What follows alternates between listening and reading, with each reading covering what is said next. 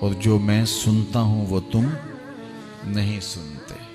اللہ نے نبی علیہ السلام کو جو سماعت عطا کی ہے، ہم اپنی سماعت کو اس پہ قیاس نہیں کر سکتے، اور اپنی بصارتوں کو اور اپنی سماعتوں کو نبی کی سماعتوں کے برابر ٹھہرانا بہت بڑی حماقت ہوتی ہے۔ اللہ نے نبیوں کو فراواں شانیں عطا کی ہیں اور وہ ان کا مقصوم ہے۔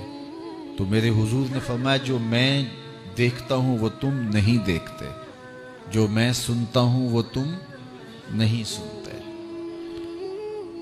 آگے فرمایا کہ اللہ کی قسم جو میں جانتا ہوں وہ اگر تم جان لیتے تو تم بہت کم ہنستے، بہت زیادہ روتے، تم جنگلوں میں دوڑ جاتے اور تم اللہ تعالیٰ کی پناہ میں آنا چاہتے، یا اللہ ہمیں بچا لے، جنگلوں میں بھاگتے پھرتے، آنکھوں میں آنسوؤں کی لڑیاں ہوتی، چیختے ہوتے، روتے ہوتے، اگر جو میں جانتا ہوں اگر تم جان لیتے۔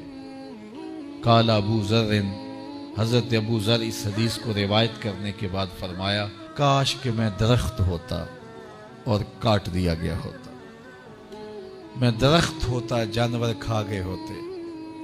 اللہ اکبر۔ مائے نی مینو کانو جمی تے درداں کیتی مار نکمی، کہ دے اگے کڈاں ابالے نو کوئی آکھے زلفاں والے نو۔ تو کہا کاش کہ میں درخت ہوتا اور کاٹ دیا ہوتا۔ حضرت عمر رضی اللہ تعالیٰ عنہ ایک کچی اینٹ اٹھاتے ہیں، پھر نیچے رکھ دیتے ہیں، پھر اٹھاتے ہیں، پھر رکھ دیتے ہیں، اور پھر کہتے ہیں کاش کہ میں یہ اینٹ ہوتا۔ حضرت سیدنا صدیق اکبر رضی اللہ تعالیٰ عنہ درخت کے نیچے بیٹھے تھے، ایک چڑیا ایک شاخ سے اڑ کے دوسری شاخ پہ جاتی، وہاں سے اڑ کے پھر دوسری شاخ پہ آتی، تو حضرت صدیق اکبر رو پڑے، کہا چڑیا کتنی موج میں ہے، جس شاخ پہ چاہے بیٹھتی ہے، اور قیامت کے دن تیرا حساب بھی نہیں ہوگا۔ کہا پھنسے تو ہم ہیں۔ رسول کریم صلی اللہ علیہ وآلہ وسلم سے لوگوں نے کہا حضور آپ بوڑھے ہو گئے۔ حضور کی مبارک داڑھی میں سفید بال، سر انور میں بھی سفید بال، اگرچہ ان کی تعداد محدود تھی لیکن ظاہر ہوئے۔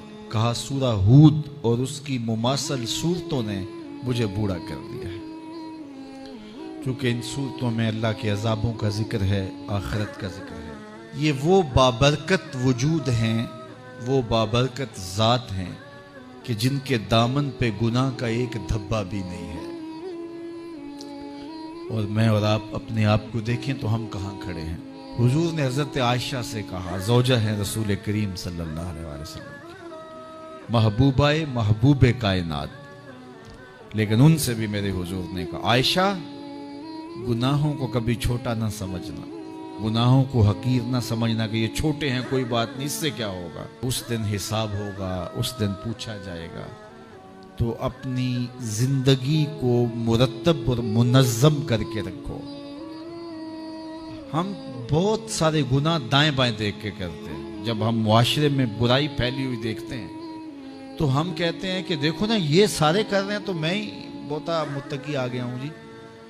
دائیں بائیں دیکھ کے گناہ کرتے ہیں، پھر ہم کہتے ہیں فلاں بخشا گیا تو ہم بھی بخشے جائیں گے۔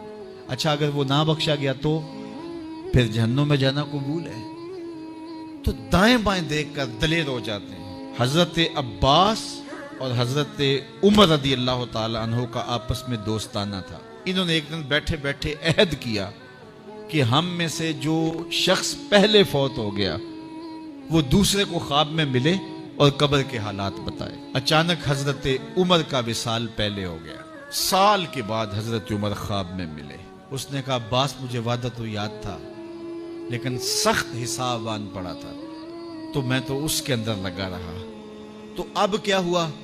کہا پھر اللہ نے کہا چلو اس کو یوں ہی معاف کر دو۔ تو کہا چھٹ کے ابھی ابھی آ رہا ہوں، تو میں نے کہا وعدہ پورا کر دو۔ میں اور آپ ٹھیکیدار بن جاتے ہیں جنت کے۔ ہمارے پلے عمل ہے کیا؟ ہیں تو ریاکاری کے شکار ہیں ہمارے اعمال۔ تو آئیے ہم اپنی آخرت کے لیے سوچیں، اپنی زندگی کو